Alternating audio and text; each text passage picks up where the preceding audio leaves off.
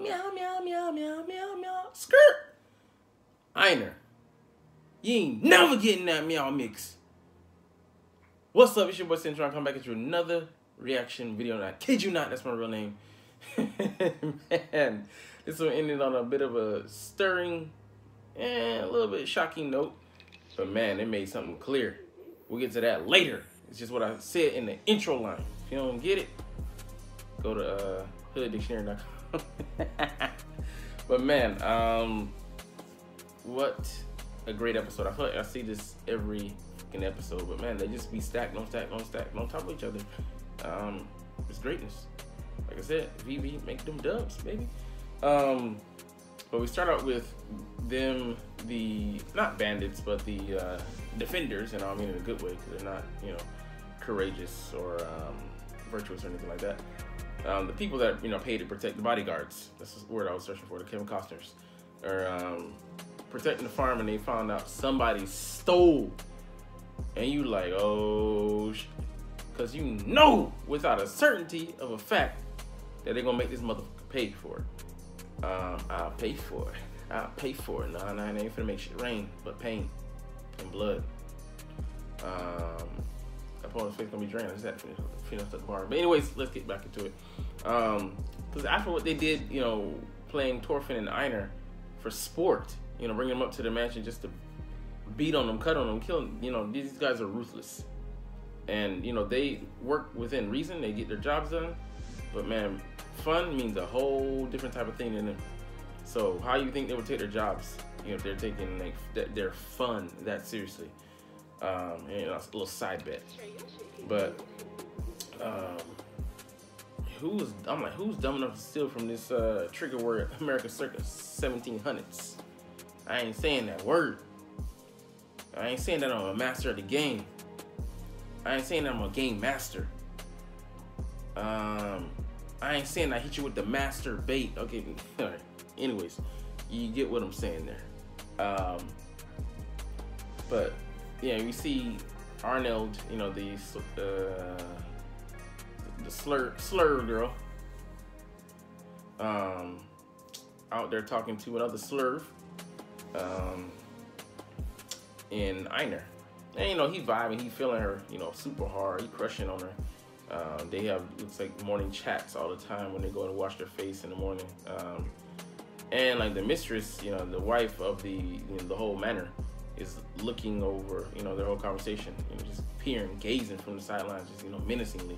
You know, we don't show her face, but you know, we can see that, you know, she's attentive to that. She ain't watching nothing else. She only got her channel, only ESPN.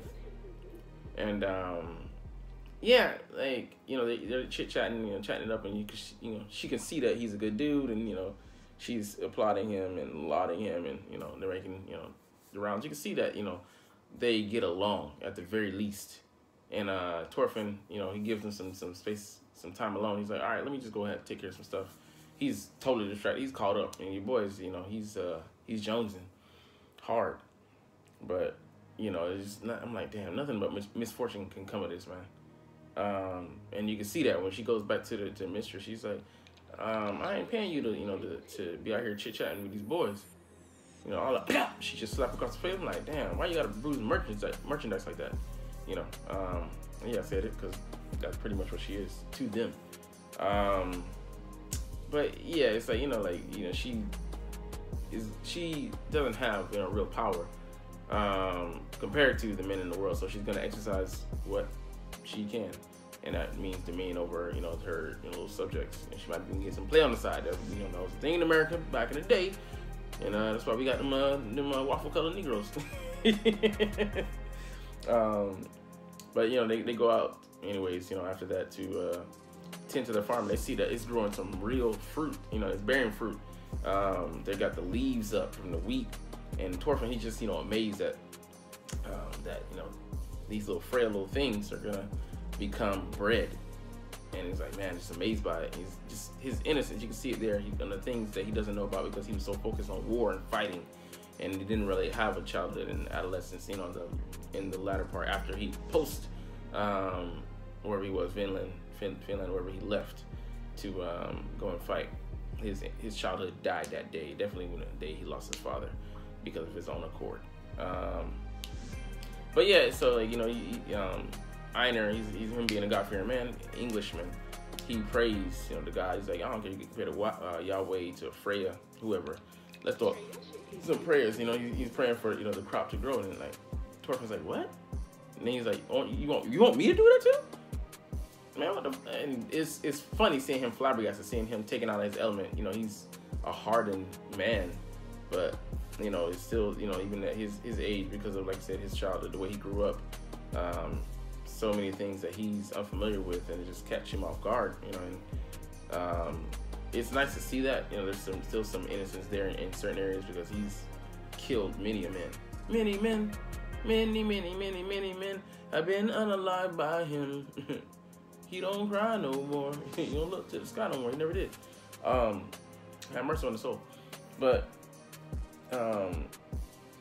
we also see them coming home, like the guy in the preview that we saw from the previous episode. He looks, you know, like a typical Norse guy, you know, a little battle-hardened, scarred. He comes riding in the horse with his dad, and I'm like, oh, okay, so that's his son, and that's, you know, he's the eldest son. He's gone off to war. He's made, you know, he's become a man, and all this, and his dad is just looking at him, and he looks like, man, this is a completely different cat. He, you know, the way he talks, the way he moves, the way he operates, and like he's diametrically opposed to his little brother, you know, a little meow. But it is what it is. And Snake, you know, goes off to meet them, but he doesn't come alone. He got his boys with him, but he also has who he thinks are the culprits in tow, and it's a little boy who's 12 years old and a little girl. And you know, here we go on. You know, here the episode ceases to be kind of funny. So they, you know, they're talking about many different things. But before we get to that, well, you know, it's in the midst of that.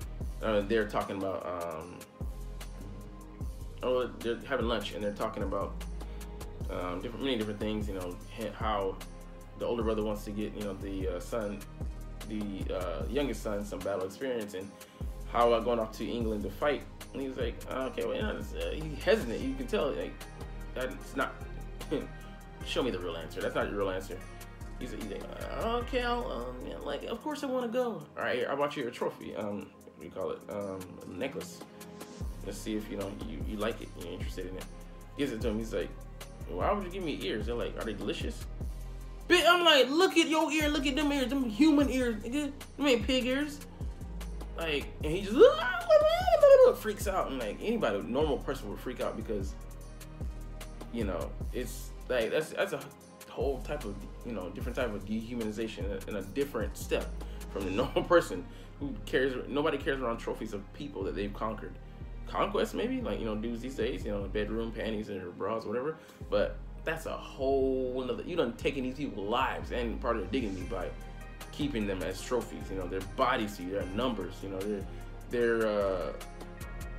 their literal pieces of their humanity are accolades for your, you know, prowess. That's just how humans used to operate, man, and still do to a certain extent, especially some places in the world now, in present day. Us fortunate enough to live in a first world country don't have to deal with those problems on a day-to-day basis. You might, if you live in rough areas, grew up in rough areas and all that stuff, but you can choose to remove yourself from those environments if you work hard enough, and if you're blessed enough to have the, you know, resources and the mental capabilities and the hard work, determination, I was just saying, get you out, willpower. But man, he gets into him, and it's like, man, you can see this dude, he ain't built like that. Maybe his brother wasn't even built like that. Snake trained him. Snake. So he built him up to be a warrior. And it's quite interesting what he became and whatnot. But he, you know, to tell the regales of his dad, he's like, you know, this Iron Fist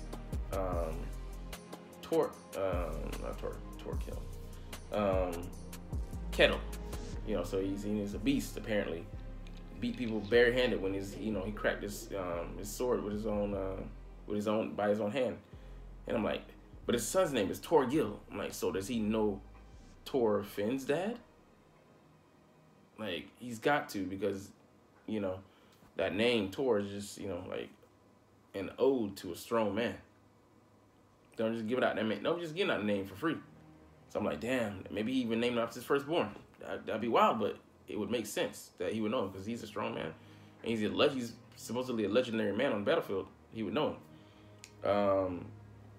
But then we get to the business. Snake says, hey, man, we got to settle this. Yeah, it's good and all. You can rest and all that, later. But we got to, talk about these kids that stole from you. We got to punish them. So what it going to be? I'm like, shit. Damn. They got a sick mom. Their dad ran off or, disappeared a year ago. And hasn't been seen since. He's a vegetable farmer. Actually, he's borrowed land from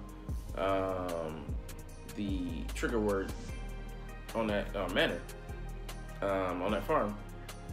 So he's in debt to him, and he owes him.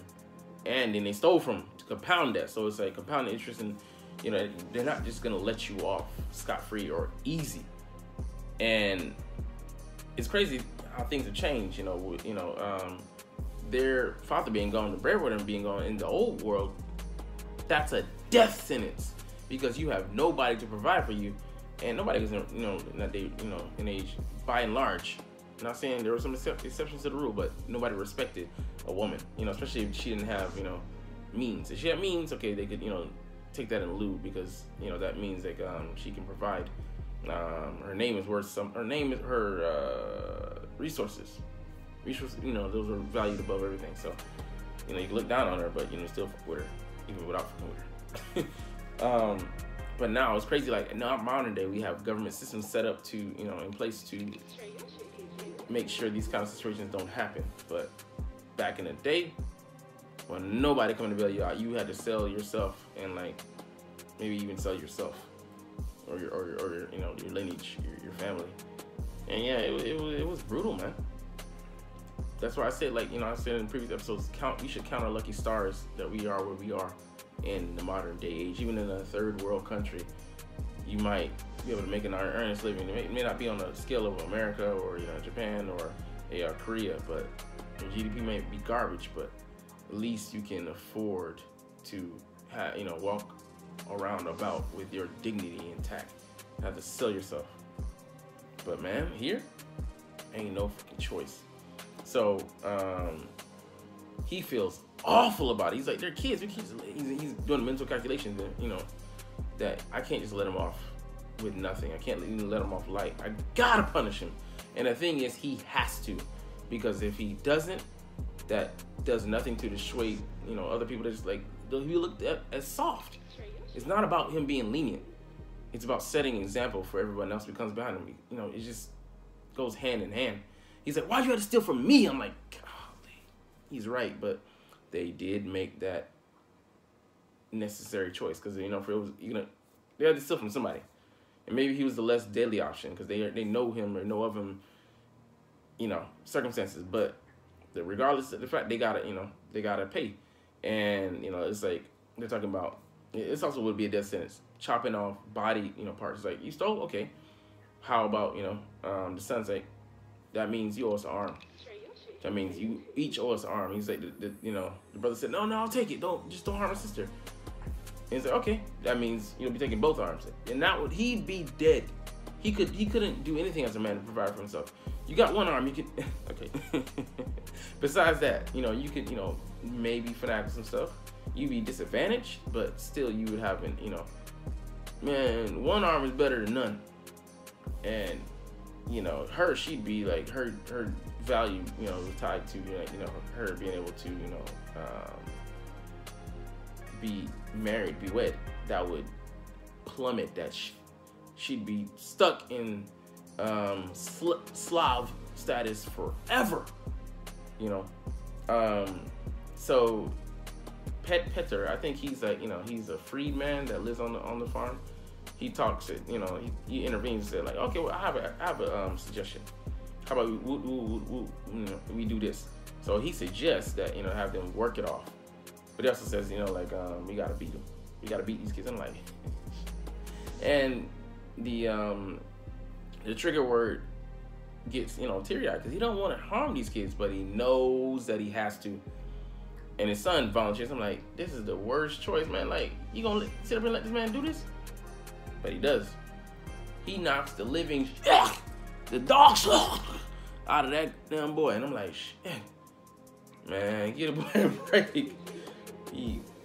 I mean, that's all he needed was that one hard hit. Because he volunteered, you know, and the trigger word said, all right, we'll give him 5. Okay, then 10, you know, he upped it because he knew it was too late.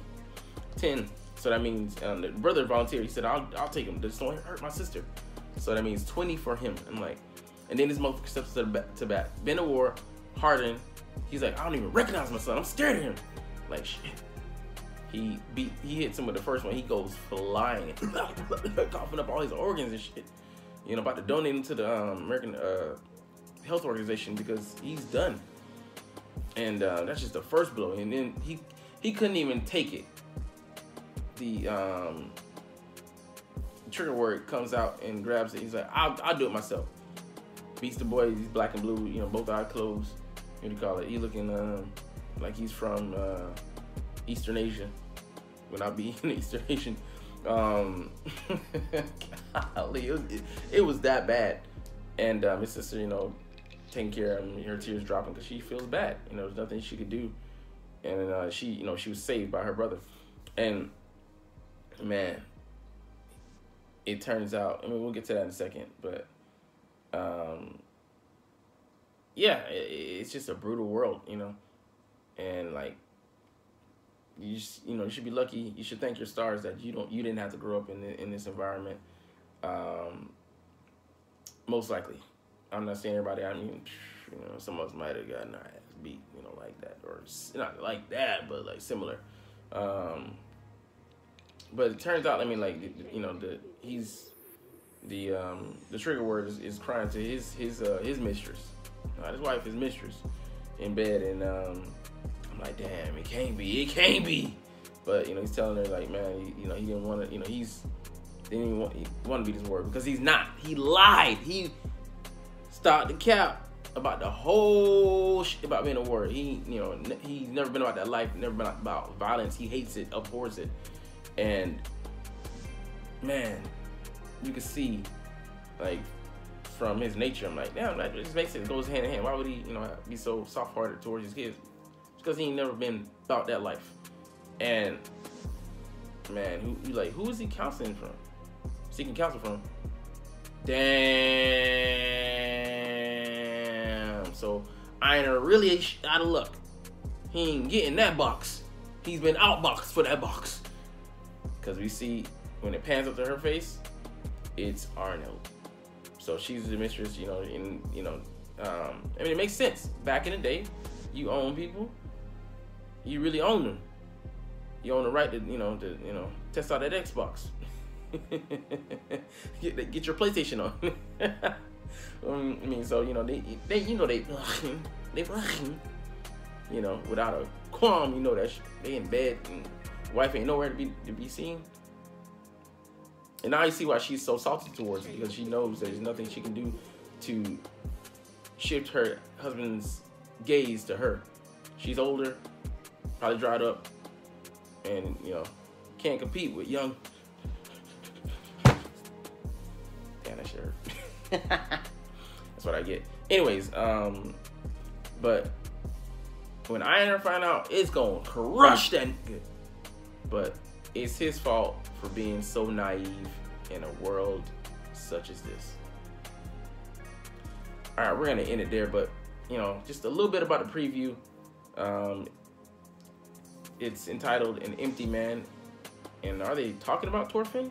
Most likely they are, but brought about some interesting pieces. You know, we're gonna come to clash with some people on the farm. It's just the people that's looking down on us the whole time.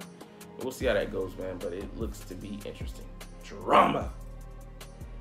So let's get out of here. But in a saga of V's, we're trying to stack V's on V's and make dubs. Like, comment, share,